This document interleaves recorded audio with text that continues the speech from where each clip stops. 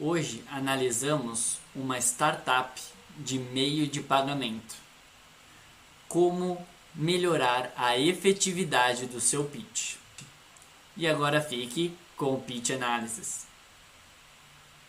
E aí agora eu queria ouvir o seu pitch, eu queria ver como é que você estruturou essa apresentação para os investidores e trazer esse olhar tanto do ponto de vista de investidor e no final eu posso até também trazer alguns toques como mentor também para que você consiga ter essa visão também. Acho que é bacana. Tá bom. Então vamos lá. A Vinia é uma empresa de meio de pagamentos e ela foi fundada por essas três figuras aí. O primeiro é o Edson.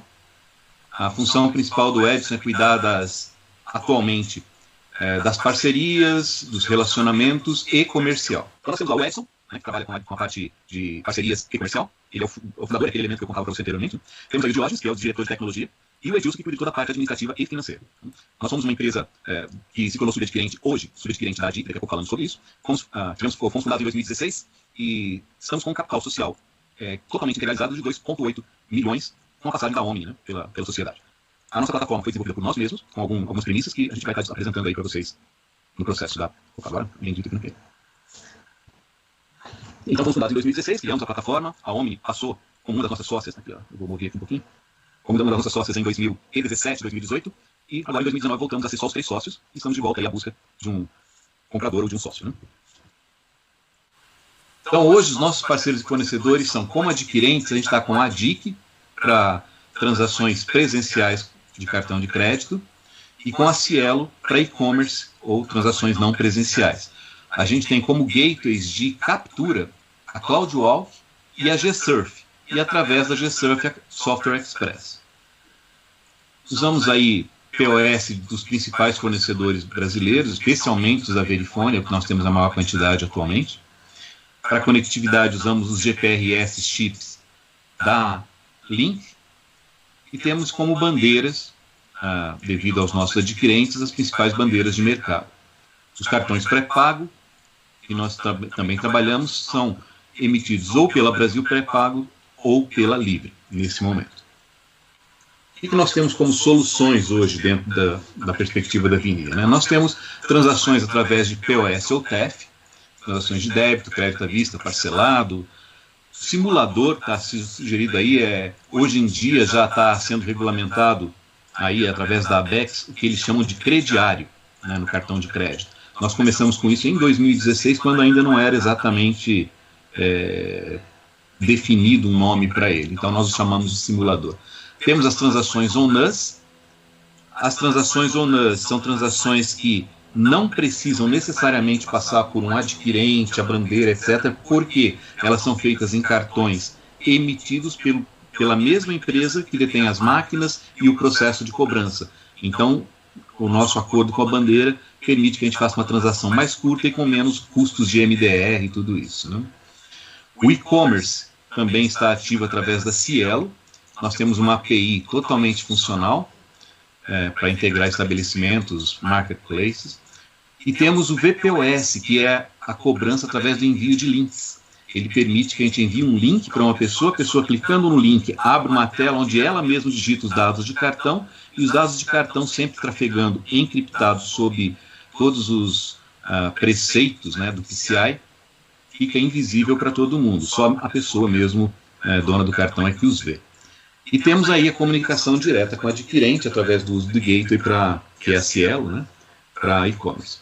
O cartão pré-pago, que a gente emite hoje também, e permite que a gente coloque outros emissores debaixo da nossa plataforma, e fazemos as antecipações de recebíveis, como o mercado já conhece de um modo geral.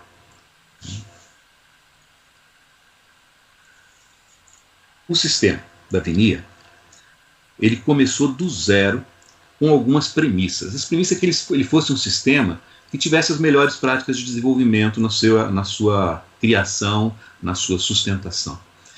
Mas isso só não bastaria. O que nós queríamos era um sistema que fosse ao mesmo tempo seguro, estável, modular, responsivo e naturalmente evolutivo. Por naturalmente evolutivo, eu estou me referindo a um sistema que não fique como legado, ele possa mudar o tempo todo como o mercado muda. Então, na medida em que uma coisa nova aparece, eu consigo criar um pequeno módulo que é anexado ao que já existe, sem ter que fazer todo um desenvolvimento ou uma mudança do que já existe. O objetivo é que, então, ele pudesse evoluir com o mercado, com as necessidades e com novos produtos, sem se tornar um problema para a área comercial ou para a área de novos produtos. A ideia é que ele seja realmente evolutivo. Então, para isso, nós damos as ferramentas disponíveis de última geração para desenvolvimento, com capacidade de atender altas demandas. O nosso sistema de e-commerce, por exemplo, ele é capaz de processar 10 mil transações por segundo. A Cielo, que é a maior player nesse mercado hoje de e-commerce, ela tem uma sala de guerra de 8 mil transações. Então nós conseguimos hoje fazer mais transações do que a Cielo. Temos capacidade para fazer, não que estejamos fazendo, né? A Cielo é nossa parceira e ela se impressionou bastante com isso, tanto que quando nós nos apresentamos a Cielo, ela nos colocou como grandes contas e novos negócios. Essa é a nossa classificação dentro da Cielo. Embora sejamos uma empresa ainda muito pequena e quase sem um parque, né, sem ter cliente suficiente, ainda temos essa facilidade dentro da Cielo pelo respeito à nossa plataforma. E ela tem aí a capacidade de se recuperar automaticamente de problemas, porque ela é baseada em microserviços, como a gente vai ver daqui a pouco. Em termos de características gerais, ela foi feita totalmente para a nuvem. Então a plataforma ela não depende de ter um CPD, de ter um fornecimento de produtos físicos, porque ela é totalmente feita na nuvem da Microsoft, o Azure. Feita em ASP.NET Core, usando o DevOps, enfim. O que nós podemos selecionar de mais próximo da ponta da tecnologia mesmo, foi o que a gente utilizou. Então, para isso, nós fizemos o uso do MS Azure, né, como nuvem. Estamos usando o ASP.NET Core com microservices. Temos um produto que é feito em produção e em sandbox exatamente com o mesmo código. E usamos todas as técnicas de DevOps atualmente disponíveis na nuvem da Microsoft. A nossa arquitetura foi baseada, como já foi dito, em serviços, mas em microserviços. Então, cada desenvolvimento é feito num módulo com uma única responsabilidade. Então, são módulos pequenos e ágeis que podem ser mudados independentemente, sem dar conflito com o restante do sistema. Esses módulos eles falam entre si de duas formas. Uma por APIs, que é um padrão de mercado hoje, mas internamente, naquilo que é processo do core, ele fala através de filas de processamento. Ou seja, nenhum serviço fala diretamente com o outro, eles falam depositando as informações numa fila, enquanto o outro serviço retira de lá. Então eu tenho baixíssimo acoplamento, não há grande dependência entre os módulos, e com isso eu consigo ter não só um desenvolvimento ágil, mas também um desenvolvimento leve para cada coisa que seja necessária criar. A comunicação através de filas também nos dá a segurança de podermos centralizar o log com eficiência. Uma das deficiências dos sistemas, às vezes, é de ter logs que sejam coerentes e rápidos. As filas de processamento nos permitem isso porque a monitoração fica toda no processo individual do microserviço ou no processo da fila, sem ter um casamento, um acoplamento que nos dificulte o log. E, finalmente, por serem módulos independentes, eles se relacionam de forma que as integrações com outros sistemas, com outras empresas, com outros negócios, se fazem também através da criação de pequenos módulos. E, portanto, a gente não precisa se preocupar com grandes desenvolvimentos, mas com desenvolvimentos pequenos e que podem ser feitos em prazo muito curto. Esse sistema ele se baseou em dois conceitos que foram criados dentro da Vinea, que são os contratos e os modelos de cálculo. O contrato aqui é o contrato de ponto, ou seja, cada maquininha, cada POS tem um contrato dela dentro da Vinea. E ali tudo que ela faz, as taxas são delas, o cliente que está relacionado com ela. Então, com todo esse contrato, todas as informações são colocadas ali atomicamente. Uma máquina, ela pode estar ligada a um único contrato, assim como N máquinas estejam ligadas a esse mesmo contrato. Porém, quando uma máquina faz a transação, eu sei exatamente as características dela e posso tratar cada um individualmente. Em e-commerce, funciona da mesma forma.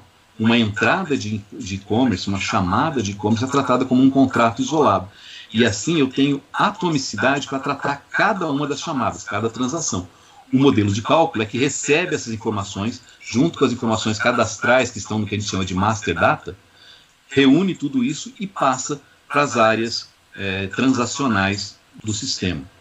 Todas essas informações, as transações, elas entram no nosso sistema através dos pontos de entrada, que na verdade são pontos finais para quem está chamando, mas de entrada para o nosso sistema. E ali o serviço se manifesta. Então a pessoa faz uma chamada e essa chamada vai para o serviço de simulador, um serviço de reserva, um serviço de recorrência. E todos esses serviços são pontos isolados que chamam o contrato específico.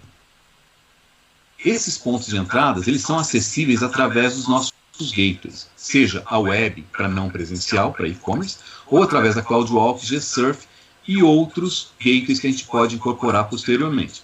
Todos esses pontos chamando passam pelos nossos serviços, entram na master data, são processados pelo modelo de cálculo e daí se torna uma transação que é enviada para os adquirentes, para os emissores ou para o nosso sistema interno em paralelo e individualmente quando é o caso de ser sequencial. O nosso sistema passa por cada processo necessário, pelo processador, pelo cancelamento quando necessário, pela liquidação, pela conciliação, e dali a gente pode monitorar tudo através do nosso portal, que abrange o sistema todo, de início a fim. Então ali a gente tem a administração, os relatórios, os logs e os alertas. Apesar de parecer um sistema tradicional, ele não tem muito de tradicional por causa da sua estrutura que a gente viu anteriormente, baseada em serviços tão pequenos e ágeis. No final das contas, cada processinho desse, quando é passado aqui pelo modelo de cálculo, ele é tratado de uma forma tão individual que eu consigo tratar cada transação como se fosse uma coisa única. Então eu posso criar taxas diferentes, eu posso dividir em quantas participações ou split eu quiser fazer, eu posso quebrar também as datas de vencimento, apesar de ter vários interessados, cada interessado pode receber no seu momento, e tudo isso é controlado pelo sistema com os recortes. Essa é a nossa plataforma e o modo como ela funciona. Em termos de estratégia de crescimento, a Vinia pensou em trabalhar esses 4 eixos: tecnologia, varejo, pessoas e atendimento. A tecnologia, a gente pretende trabalhar com a continuidade do desenvolvimento da plataforma, agregando novas funções, novos produtos e licenciando a plataforma, seja por venda do código-fonte de transferência de conhecimento ou da plataforma como serviço. No varejo, a ideia é fechar parcerias com nichos de mercados, com novos representantes e distribuidores e aumentar a base de cliente efetivamente. Pessoas têm sido a chave e eu acredito que sempre continuará sendo da gente fazer um bom desenvolvimento e prestar um bom serviço. Por isso a ideia é atrair e reter talentos para que a empresa possa suportar um crescimento mais acelerado. E o atendimento tem que ser individualizado. Assim como os nossos contratos, tecnologicamente falando lá, são individualizados, a ideia é fazer um atendimento onde a pessoa, cliente, parceiro, possa ser reconhecido e tratado individualmente. O que a gente pretende é uma captação de investimento na ordem de 3 milhões de reais, para que a gente possa fazer frente aí ao crescimento e depois o próprio negócio possa gerar os recursos para sua manutenção. E esses 3 milhões a gente imaginou de ser o equivalente a 30% da sociedade, para que a gente possa dar sequência a essa nossa intenção. Conza, a apresentação é essa. Legal. Então, assim, Diógenes, fizemos para... Pode voltar lá na apresentação que eu vou querer fazer alguns comentários. Legal. Então, aqui, né? Tá, entendi. Aqui, eu gostei muito do design da apresentação. Eu acho que ele está muito bonito. As cores, então é uma coisa bem agradável de ver. E aí, falando um pouquinho mais sobre a sequência e o conteúdo, eu queria colocar alguns pontos que são mais relevantes. Assim, eu poderia falar sobre coisas mais minor, vamos dizer assim, mas agora, pelo tempo que a gente tem, eu vou focar só nas maiores. Então, as minors seriam, a capa, volta na capa um pouquinho. A capa tá bem bonita, o logo tá aparente, traz o nome bem grande e fala que se refere. Eu acho que tá bem bonito. O que falta aqui é uma frase que descreve o que vocês estão trazendo de novo para o mercado. Então, vocês estão no mercado de meio de pagamentos, mas qual que é a proposta de valor que vocês estão trazendo? Então, isso seria uma recomendação para a capa.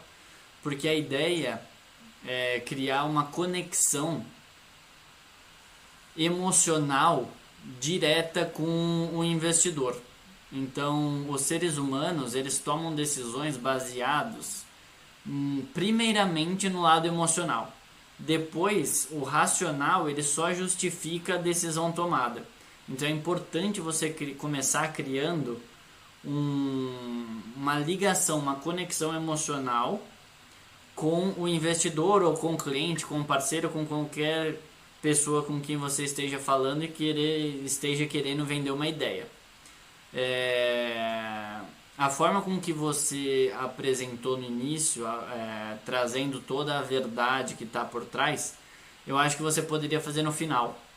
Por quê? Justamente pela conexão emocional que você precisa criar logo no primeiro momento.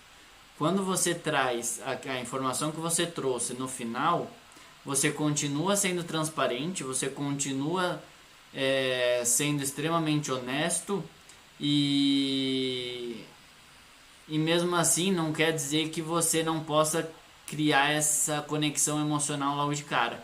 Então, se você inverter a ordem, eu acho que a probabilidade de você conseguir mais sucesso na apresentação é maior. Assim, aí vamos aos pontos. Você poderia, logo na sequência, a primeira coisa que você vai falar, além do value proposition da capa, então pode ir para o próximo slide. Ao invés de apresentar o time, você poderia falar qual que é o problema que você resolve. Então vai para o próximo slide, depois do quem somos. Pode seguir, depois da trajetória. Eu jogaria essa trajetória um pouquinho mais para frente. Parceiros um pouquinho mais para frente. E aí você fala da solução. Antes de falar da solução, você precisa falar do problema. Qual que é o problema que você resolve? Aqui você traz basicamente as características técnicas do seu sistema, do seu produto. E aqui o que você poderia fazer? Você poderia contextualizar o problema do mercado que você resolve. E aqui eu não estou falando só de tamanho de mercado, estou falando qual que é a dificuldade que existe hoje, que com a sua solução você consegue resolver de uma forma mais rápida, mais barata ou mais efetiva que os seus concorrentes. Então isso precisa estar claro, e para isso estar claro, você precisa apontar qual que é o problema hoje que você enxerga no mercado, que as pessoas têm ou que as empresas têm, e que com a sua solução você vai resolver. Então pense que a sua apresentação ela tem que ser extremamente emocional, mas também trazer aspectos racionais. Só que para você começar de uma forma emocional, tem o aspecto da beleza, que eu acho que isso você traz, vocês estão conseguindo trazer pelo design. Você precisa trazer uma frase impactante que fala qual que é a proposta de valor. E aí você começa a falar do problema. Quando você falar do problema, você precisa personificar este problema. Existe um conceito que, que você já deve ter ouvido falar, mas é a definição da persona. Você já ouviu falar de persona? Sim. Então, você precisa trazer essa informação para dentro do seu pitch. Você precisa falar qual que é o problema da persona. Quem que é a pessoa, contextualiza em que ambiente ela está vivendo e fala qual que é o problema dentro de uma história. Então, conta a história dessa persona. E essa persona pode ser uma pessoa física ou pessoa jurídica. Você pode falar sobre uma empresa ou você pode falar sobre uma pessoa que está consumindo algum produto da empresa e a empresa tem um problema porque não consegue resolver o problema da pessoa e aí entra você com uma solução para essa história toda, dentro desse contexto. E aí sim você começa a falar da sua solução. Porque quando a gente chega nesse slide, a gente já deve estar falando do slide número 4. Eu nem sei ainda o que você faz. Então, a minha propensão de te dar atenção ainda está pequena. Porque eu só estou ouvindo uma história de uma empresa, onde que ela está, o timeline, mas eu não sei o que ela faz ainda. Eu estou ouvindo uma história de quem são os empreendedores, mas eu não sei se a empresa vai ser relevante para eu ouvir ou não. Então você precisa me conquistar como investidor. E para isso tem todos estes itens que você precisa se atentar para que você consiga fazer isso de uma forma emocional logo no começo. E aí, uma vez que você trouxe essa história de uma forma mais suave, uma história efetivamente com um fluxo de informação que se encaixa, que faz sentido, um requer o outro, um vem logo após o outro de uma forma suave, com conexão, que efetivamente traz emoção para dentro do seu pitch. E aí sim você traz para a solução do problema, que aí você traz os aspectos que o seu produto tem, que faz com que o problema seja resolvido. Não precisa entrar tanto no aspecto técnico em uma primeira reunião. Então nessa nossa primeira reunião é uma reunião para entendimento, para ver se faz sentido eu ir para um próximo passo de entrar mais no detalhamento ou não. Então eu não preciso ter todas essas informações, eu preciso ter o benefício. E o benefício eu não enxerguei. Então você falou muito sobre a sua solução, você falou muito sobre as características técnicas do produto, mas o benefício de uma forma clara, qual problema resolve, qual benefício traz comparado com os concorrentes atuais, isso não fica claro na apresentação. Então, coisas super relevantes para você trazer é uma abertura emocional, que fale de um problema, conte uma história de uma persona, que contextualize a vida que ela está vivendo e as soluções que ela tem hoje no mercado. E com as soluções presentes no mercado, a vida dela é mais difícil por algum motivo. Ou porque é mais custoso, ela vai gastar mais por isso, ou porque não é tão prático, ou porque não é tão rápido, ou porque não é tão eficiente.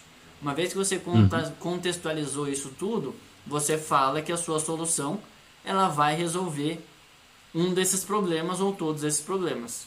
E aí você fala um pouco do benefício da solução, comenta sobre a tecnologia embarcada, não precisa entrar tanto no detalhe, fala do mercado, então trazer aspectos do mercado, não do ponto de vista de como o mercado de meio de pagamento funciona, mas qual que é o tamanho dele, quantas pessoas ou empresas sofrem com este problema. Contextualiza, porque aí eu consigo ver o potencial. Quando eu não vejo o potencial que você tem para atingir, eu não me sinto seguro em investir. E eventualmente eu nem vou me sentir tentado a te pedir uma próxima reunião para entrar no detalhe. Então isso eu preciso ter claro, eu preciso ter isso em vista de uma maneira clara. Uma vez que você fala de qual que é o mercado, como que você ganha dinheiro, como você cobra. Então dentro dessas milhares ou milhões de pessoas que você tem para abordar, o que você vai oferecer para ela ou para elas, e aí pode ter mais de uma persona, porque como você tem soluções diferentes, cada solução pode ser aplicável para uma persona. Coloca diversas personas dentro de uma história que também não vai ter problema nenhum. E aí você fala sobre todas essas possibilidades e apresenta o número, qual que é a sua possibilidade de receita em cada uma delas, como que você vai cobrar pela solução que você está trazendo para o mercado. E aí você fala um pouquinho dos seus números, e aí tem uma forma certa de falar sobre os números, para você não precisar entrar tanto no detalhe, mas ser mais assertivo e efetivo. E aí você pede quanto você quer de investimento, quanto que você vai alocar em cada uma das áreas, um roadmap para dizer onde você vai aplicar isso e que você tem um time qualificado para fazer isso e está em busca também de outras peças para compor a equipe, sendo que algumas peças relevantes hoje você ainda não tem, mas está buscando trazer e reter. Então é mais ou menos este o fluxo e a história do seu pitch. E aí eu poderia entrar no detalhe de cada slide, inclusive a metodologia que eu criei, ela ajuda os empreendedores justamente nesse sentido. É cada slide entrar e falar o que tem que ter, como que tem que apresentar, como gerar o aspecto emocional, em que hora trazer o aspecto racional, o que trazer especificamente para ser mais efetivo e para aumentar a possibilidade de você conseguir um sim no final da sua apresentação. Então, o grande objetivo é gerar interesse, e aí uma vez que você gerou interesse, aí sim você pode contar a história lá do começo. Entendi. Faz sentido esses comentários, Jorge? O que você achou? Não, acho que faz todo sentido, ficou muito legal. Fiz várias anotações aqui. Eu acho que é uma revisão aqui vai ser muito bem efetiva, né? Acho que vai ser legal. Porque com isso você aumenta a probabilidade do sim, né? E a fórmula que eu desenvolvi, que é essa metodologia, ela leva muito em conta o resultado. Então, no final, qual que é o resultado que a gente quer ter? Então, eu adapto todo o pitch para o resultado final. Então, o resultado final de uma apresentação para o investidor é ter uma próxima reunião.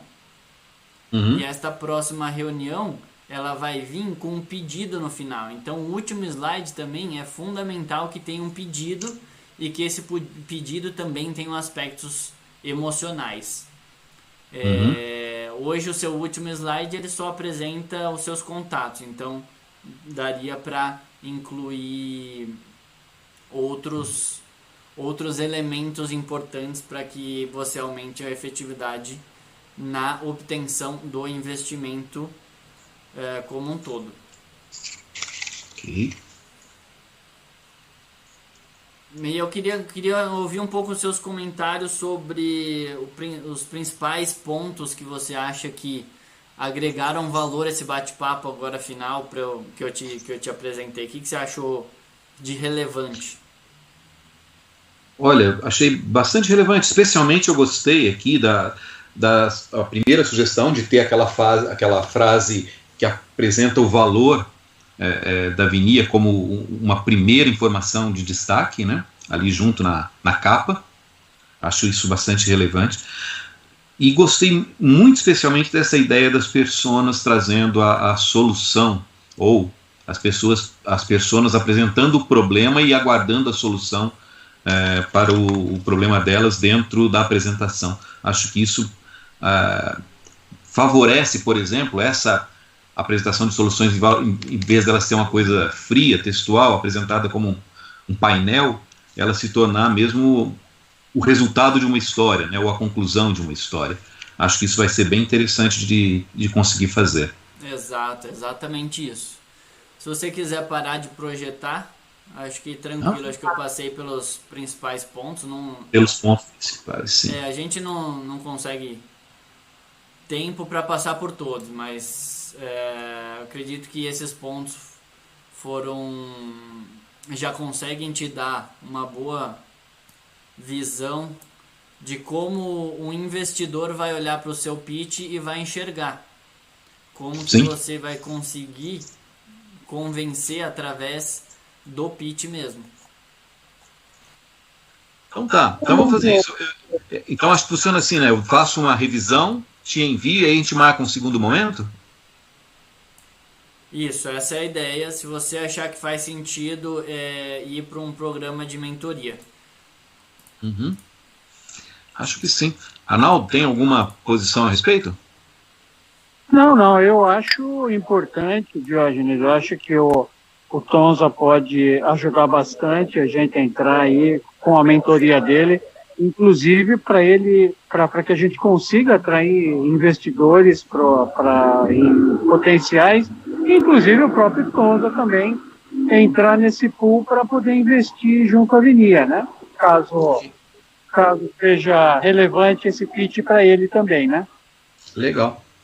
Então vamos fazer isso, Tonza. Eu vou dedicar aqui algumas horas para dar uma melhorada nessa coisa, colocar essas características melhor que eu consegui no pitch, te envio, e aí aguardo de você um retorno para a gente marcar um segundo momento. Tá ótimo, tá ótimo. Tá bom?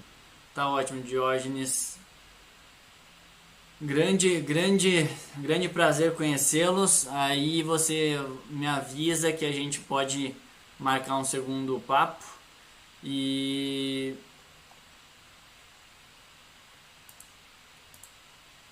o Arnaldo, não sei se está ouvindo ainda, mas deixar um abraço pro Arnaldo. E eu esqueci o nome do... Oi? Galhardo? Galhardo.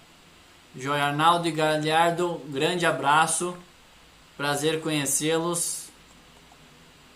Diógenes. Tonza, prazer em conhecê-lo também. Muito obrigado pela disponibilidade de tempo e obrigado por estar avaliando essa empresa. Acho que tem grande valor. O Diógenes é uma pessoa excepcional que eu gostaria muito que a gente encontrasse um caminho para ele viabilizar a avenida.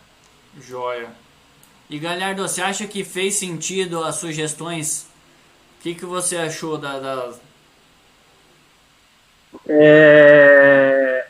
Eu achei que a ideia de colocar movimento, vamos dizer, no meio da apresentação, com a figura da persona, etc., é fundamental. Porque fica muito mais simples de entender, primeiro para quem não é tão técnico assim, né? Mas, ao mesmo tempo, dá uma dinâmica para a apresentação e ninguém vai ficar bocejando enquanto a apresentação está correndo. Então, você achou válido? Muito válido. Show. Ok. Show de bola. Bom, então eu agradeço muito aí pela sua atenção e vou providenciar o material e aí esperançoso aí pelo nosso próximo encontro. Tá ótimo, então. Grande abraço, Diógenes. Abraço. Muito obrigado. Tchau, tchau. Abraço. Abraço a todos. Tchau, tchau.